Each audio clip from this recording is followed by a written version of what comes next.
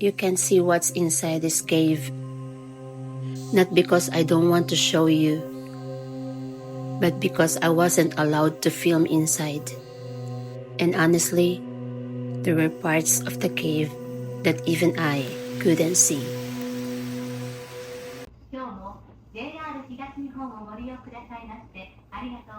This wasn't even my original plan for the day. I was supposed to go to Sarushima, but because of the weather, I changed my plan and decided to come here instead.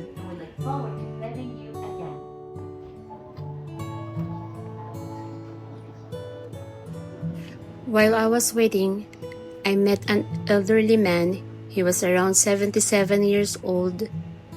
We started talking, and when I told him I was going to Taya Cave, he kindly offered to show me the way. He got off at the same stop and walked with me all the way to the cave.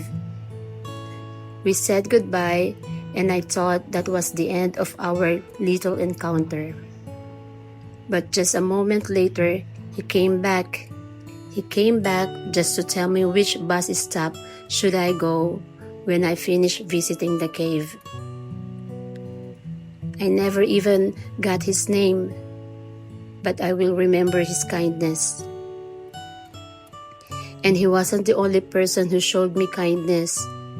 I also had an encounter with a woman here in Ofunakanon who helped me when I needed it.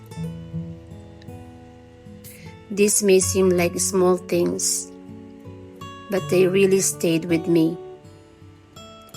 They reminded me how thoughtful and considerate people can be here in Japan.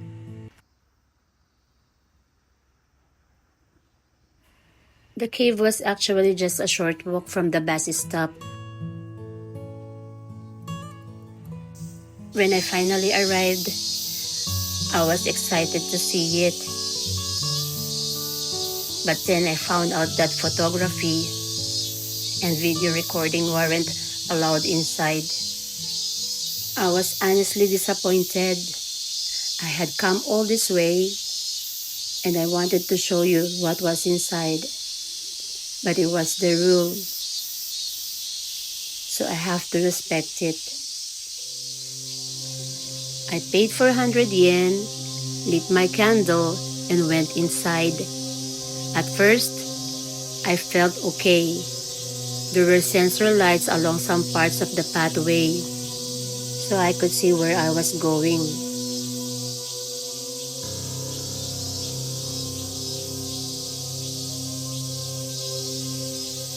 But as I went deeper inside, it became much darker. The lights weren't always coming on when I passed. And eventually, the little candle I was carrying was almost the only light I had. There were parts where I couldn't really see the pathway at all. I was basically just guessing where the path was, carefully feeling my way forward, and honestly, my heart was trembling.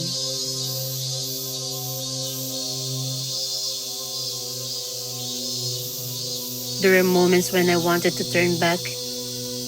I even thought about taking out my phone and using the flashlight. But then I thought, what if I drop my phone? It was so dark that I might not even be able to find it. So I just kept going.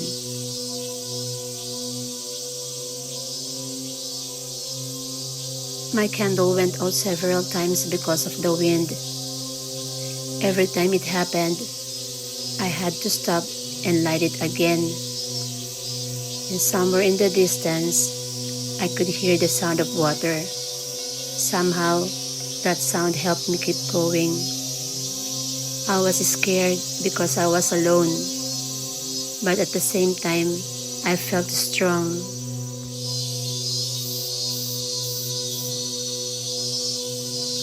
I don't really know how to explain that feeling.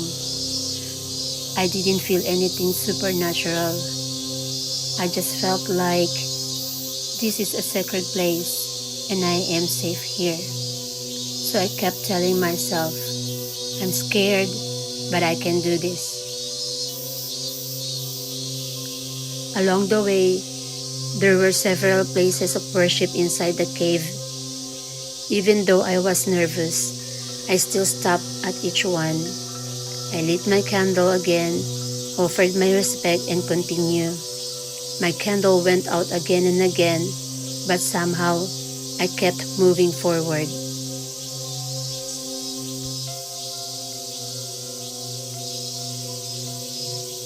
And finally, I saw the exit.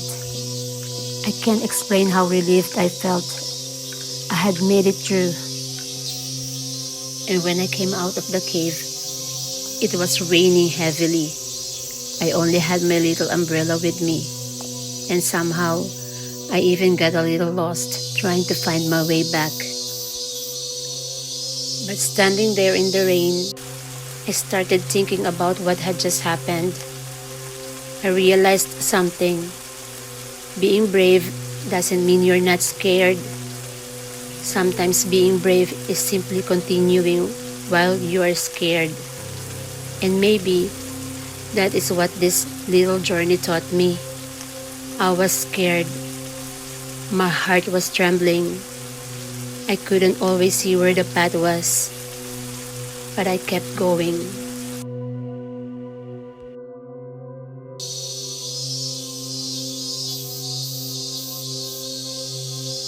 I came here because my original plan changed. I thought I was just going to visit a cave, but I left with something more. I experienced the kindness of people I didn't know, and I learned a little more about myself. Sometimes, you don't need to see the whole path. We just need enough courage to take the next step. Thank you for coming with me on this journey, and I'll see you on the next one.